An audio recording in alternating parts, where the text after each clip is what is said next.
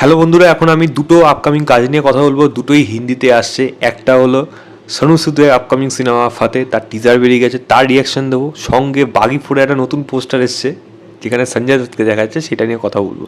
তো প্রথমে যদি বাগি ফোর নিয়ে কথা বলি, বাগি ফোরে সঞ্জয় দত্ত এই ক্যারেক্টারটার পাশে যে লেখাটা লেখা আছে যে প্রত্যেকটা আশিক কিন্তু ভিলেন না, এই জিনিসটা কিন্তু আলাদা একটা ইঙ্গিত করছে। এবং আমার মনে হয় সঞ্জয় দত্ত এই ক্যারেক্টারটা কিন্তু একটা আইকনিক অ্যান্টাগনিস্ট ক্যারেক্টার হতে চলেছে।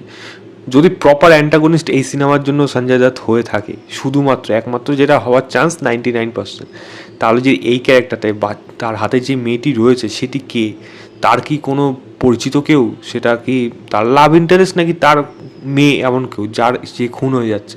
তো প্রত্যেকটা জিনিস কিন্তু এই গল্পের মধ্যে কিন্তু পোস্টারগুলোর মধ্যে থেকে উঠে আসছে। টাইগার শ্রফের ক্যারেক্টারটা যেরকম ছিল, কেন ওরকম রুথলেস হয়ে বসে আছে, ড্রিঙ্ক করছে হাতে নিয়ে। সঞ্জয় দত্ত এখানে ক্যারেক্টারটা সে যেরকম চিৎকার করছে হাতের মধ্যে মেয়েটিকে নিয়ে শুয়ে, হয়তো সে মারা গেছে, তার জন্য তার যে কষ্টটা, তার যে রাগটা, সেটা যে বার করতে যাচ্ছে। তো সেই পোস্টারটা যেইভাবে এখানে ডিজাইন করা যায় বড় বড় চুলে, সঞ্জয় দত্তকে কিন্তু ব্যাপক লাগছে।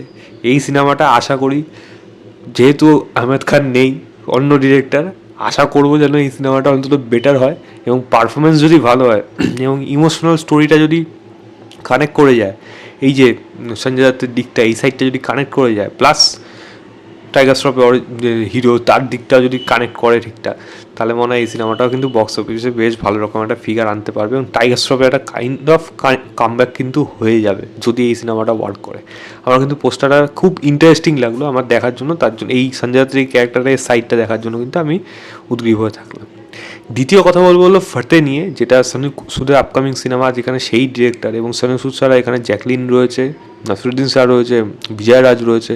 তো এখানে যে গল্পটা দেখা যাচ্ছে, যেটা আমি টিজার এবং তার সাথে কিছু ঘেটে আমি গল্পের ব্যাপারে যেটা জানতে পারলাম, যে একজন ফর্মার গ্যাংস্টার ছিল যে সনু সুদ, সে এখন সিকিউরিটি কাইন্ড অফ বা সেফ এজেন্ট হিসাবে সে কাজ করে, যার দায়িত্ব পড়ছে জ্যাকলিনের ক্যারেক্টারটাকে বাঁচানো।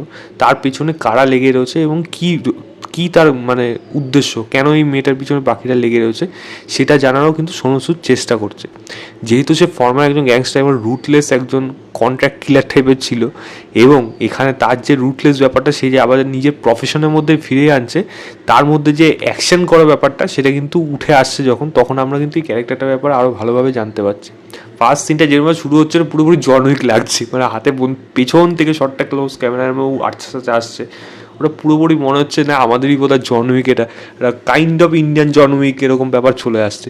তবে না, এটা কিন্তু ইন্ডিয়ান জন উইক টাইপের ওরকম কিন্তু সিনেমা হবে না, ওরকম প্যাটার্নে হয়তো সাইডে টাইপের যেতে পারে, বাট ওরকম ধরনের গল্প আশা করি হবে না। যদি হয় তাহলে তো আলাদা ব্যাপার, সেটা দেখা যাক। তবে ইন্টারেস্টিং ব্যাপার হলো এই টিজারটার মধ্যে যা যা জিনিস হচ্ছে, প্রত্যেকটা জিনিস ভালো লাগছে এখনও অবধি। ইভেন জ্যাকলিনকেও ভালো লাগছে, এবং জ্যাকলিনও এখানে অ্যাকশন করছে, নাসিরুদ্দিন স্যার হচ্ছে, বিজয় রাজ হচ্ছে। আমার খুব সম্ভবত মনে হচ্ছে বিজয় রাজের যে সাইডটা আছে সে বোধহয় অ্যান্টাগনিস্টের সাইড, এবং খুব সম্ভবত এই নাসিরুদ্দিন স্যার এই সনু সুদকে কন্ট্রাক্ট দিচ্ছে যে এই মেয়েটিকে বাঁচানোর জন্য। হতে পারে ওয়াইল্ড ইয়েস, নাও হতে পারে, বাট দেখা যাক সেটা কী হয়। এবং সনু সুদের ব্যাপারে যখন জ্যাকলিন জানতে চাচ্ছে যে তুমি কে, তখন কিন্তু সে বলছে না যে কে, আমাকে বলছে বারবার, আমাকে সবাই এই জিনিসটাই প্রশ্ন করে। এবং এই সিনেমার মধ্যে যে যে অ্যাকশানগুলো রয়েছে, দেখুন কিলেও দেখেছিলাম আমরা, এবং আমি খুব শাহিদ কাপুরের সিনেমাটা, ওই সিনেমাটাও ব্লাডি রেডি বোধহয় সম্ভবত, ওই সিনেমাটাও সম্ভবত এরকম ধরনের অ্যাকশন ছিল। কিলে তো আরও বেশি ভালোভাবে ছিল।